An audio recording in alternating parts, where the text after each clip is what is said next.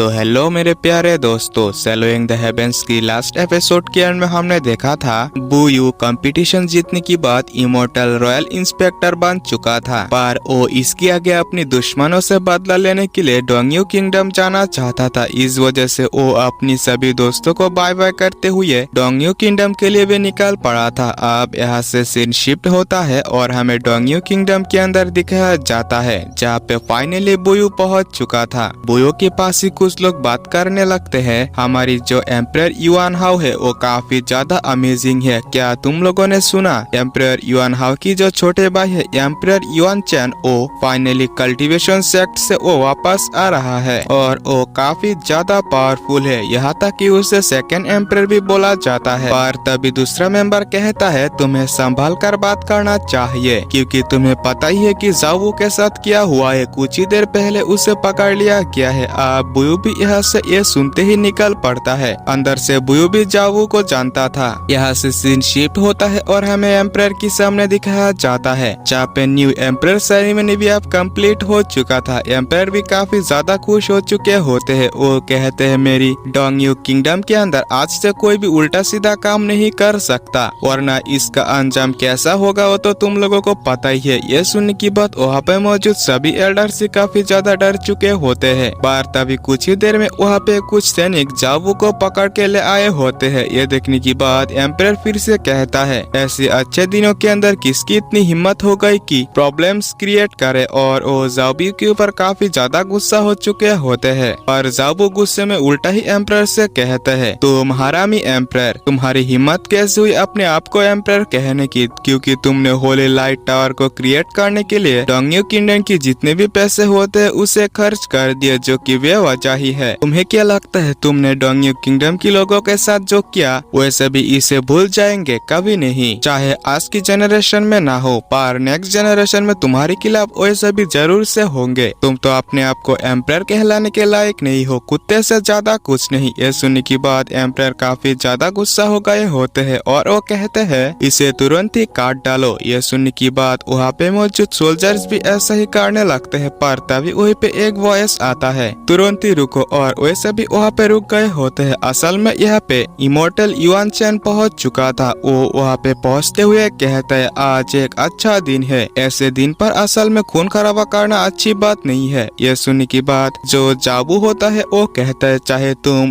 लोगों के सामने अच्छी बनने की कितने भी नाटक क्यों ना कर लो, तुम और एम्परर दोनों ही एक जैसे ही बेरहम। ये सुनने की बात युआन चैन कहता है मैं एक इमोर्टल हो और तुम एक मॉर्टल, मैं भला तुम्हारे जैसा मॉर्टल के साथ बातें करते हुए अपने आप को गंदा क्यों करूं? इसके आगे एम्परर कहता है तुमने जो गलती किया है उसकी सजा तो तुम्हें मिलनी ही चाहिए। तुमने एम्परर को बिना किसी वजह के दोषी ठहराने की कोशिश की। और एम्परर एक चूहे को निकालते हुए कहता है जाओ तुम्हारी काम स्टार्ट कर दो, और वो चूहा तुरंत ही जाबू को वहीं पे काटने लगता है। गुस्से में जाबू कहने लगता है कुत्ते एम्परर, तुम्हें क्या लगता है कि तुम अगर मुझे मार दोगे तुम जिंदा रह पाओगे? पर ऐसा नहीं है। तुमने जिन फैमिली के साथ इतनी क्रूएलिटी के साथ काम किया उनके फैमिली मेंबर्स तुम्हें कभी भी माफ नहीं करेंगे, और बचे हुए लोग तुम्हारे खिलाफ जरूर से आएंगे। कोई ना कोई आएगा जो तुम्हारे सिर को धड़ से अलग कर देगा। कुत्ते एम्परर। ये सुनने की बात एम्परर और ज्यादा गुस्सा हो गया होता है और वो कहता है तुरंत इसे काट डालो। सोल्जर्स भी ऐसा ही करता है। पर तभी वहीं पे हम उस चूहे को नीचे गिरा हुआ देखता है और वो सोल्जर। ये देखने की बात एम्परर गुस्से में कहता है किसकी इतनी हिम्मत हो गई? पर तभी वहीं पे बुयो भी अपीयर हो चुका होता है और वो कहता है मैं हिम्मत क्यों ना करूं? यहीं पे और एक इमोर्टल को देखकर तो एम्परर और ज्यादा डर चुके होते हैं। पर तभी युआन चैन कहता है कि आप कौन है? ये सुनने की बात बुयो कहता है सान दाओजियो, ये डोंगयू किंगडम जन युआन दाओ सेक्ट के अंडर में आता है, तो आपको यहाँ पे कोई इंटरफेयर करने की जरूरत नहीं है। ये सुनने की बात बुयो एक टोकन निकलते हुए कहता है मैं इंटरफेयर क्यों ना करूँ? असल में ये टोकन होता है टोंगटियान इमोर्टल सेक्ट की इमोर्टल रॉयल इंस्पेक्टर टोकन, जो कि काफी ज्यादा पावरफुल पोजीशन होता है। और वहाँ पे मौजूद लोग इसी बारे में ही बात करने लगते हैं। युआन चैन कहते हैं माफ करना अगर कोई गलती हुआ हो, पर रॉयल इंस्पेक्टर आप किसी ऐसे पर्सन को बचाना चाहते हैं जो की दोषी हो, यानी कि वो एम्पायर के खिलाफ हो। बुयो कहता है कि जाबू ने ऐसी कौन सी गलती की है। यह सुनने की बात एम्पायर कहने लगता है इसने एम्पायर को गलत साबित करने की कोशिश की, जो कि पूरी तरीके से गलत है, और एम्पायर भी इसमें गुस्सा हो गए होते हैं। पर तभी बुयो कहता है अगर एम्पायर की गलतियों को दोहराना इतनी बड़ी गलती है कि किसी को मौत की सजा मिल सकती है, तो फिर किसी इमोर्टल के बारे में, यानी कि किसी इमोर्टल को रेस्पेक्ट पे ना करना, ये तो और भी बड़ी गलती होना चाहिए। ये सुनने की बात युआन चैन कहने लगता है माफ करना, लगता है कि आप मेरी सेक्ट के रूल्स के खिलाफ जाने की कोशिश कर रहे हैं और इसके अंदर इंटरफेयर करने की कोशिश कर रहे हैं। मुझे आपसे मजबूरन फाइट करना होगा, क्योंकि इसके अलावा भी इसके पास और कोई रास्ता मौजूद नहीं होता है। और वो अपनी शॉट को निकलते हुए तुरंत ही बुयो के साथ फाइट करने लगते हैं और कहने लगते हैं हालांकि आपकी जो कल्टीवेशन है वो बॉडी रिफाइनमेंट की 9th लेवल पर है और मेरी कल्टीवेशन 10th लेवल पर।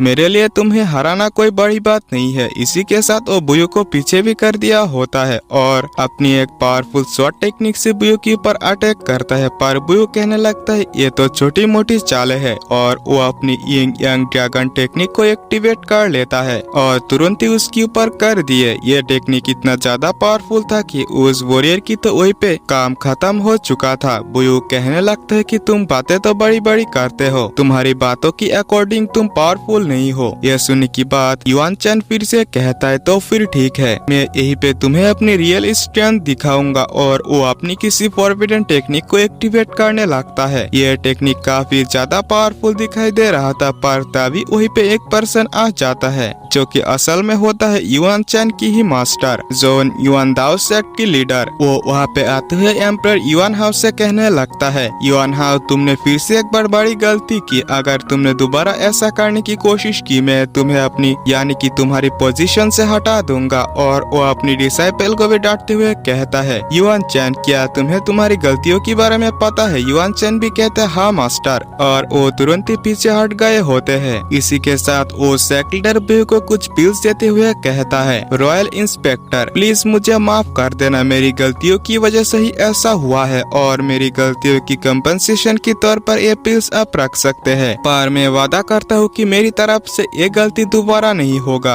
अगर युआन चैन दोबारा ऐसा कोई भी गलती करने की कोशिश करता है तो मैं पर्सनली तौर पर उसे पनिश करने की कोशिश करूंगा। इसी के साथ वो कहता है आप कुछ दिनों के लिए डोंगयू सेक्ट के अंदर रह सकते हैं, इसके आगे मैं डोंगयू सेक्ट को आपके हाथों में छोड़ दूंगा, बाकी सभी बातों के लिए आप युआन शी से बात कर सकते हैं। और फिर वहीं पे हम एक लेडी को देखते हैं जो कि युआन शी होती है। वो कहती है इमोर्टल आपकी सभी चीजों के बारे में इंतजाम कर दिया गया है। ये बॉय सुनने की बात बुयो थोड़ा सा गुस्सा हो जाता है। असल में पास्ट में यही लेडी थी जिसकी वजह से बुयो की हालत आज ऐसा है। पास्ट में बिना किसी गलती के उसे यंग एम्पायर की पोजीशन से हटा दिया गया था, यहाँ तक कि उसकी मदर की भी कोई खबर नहीं है। यहाँ तक बात खत्म नहीं होता जब उसे सेक्ट के बाहर ले जा रहा होता है वहीं पे भी उसने हमला कर दिया था। पार्ला की बात तो ये था कि वो एरिया था टोंगटियन शॉट के अंदर, और वहाँ पे टोंगटियन शॉट की जो मास्टर होता है वो वहाँ पे आते हुए बुयो को बचा लिया था। अब फिर से अगले ही सीन में हमें बुयो को दिखाया जाता है जहाँ पे वो युआन शी की ओर देखते हुए अंदर ही अंदर काफी ज्यादा गुस्सा हो रहा होता है। बुयो के इसी गुस्से के साथ ये एपिसोड यही पे एंड होता है। मेरे प्यारे दोस्तों अगले एपिसोड के अंदर क्या होने वाला है, क्या बुयो युआन शी को किल कर देगा या फिर और कुछ, इसके बारे में अगर आप लोग एक्साइटेड हो तो चैनल को सब्सक्राइब करते हुए वीडियो लाइक जरूर से कर देना, और आपकी जो भी दोस्त इस तरीके की वीडियो देखना पसंद करते हैं उससे शेयर जरूर से करना। मिलते हैं आप लोगों से अगले वीडियो के अंदर, तब तक के लिए बाय बाय।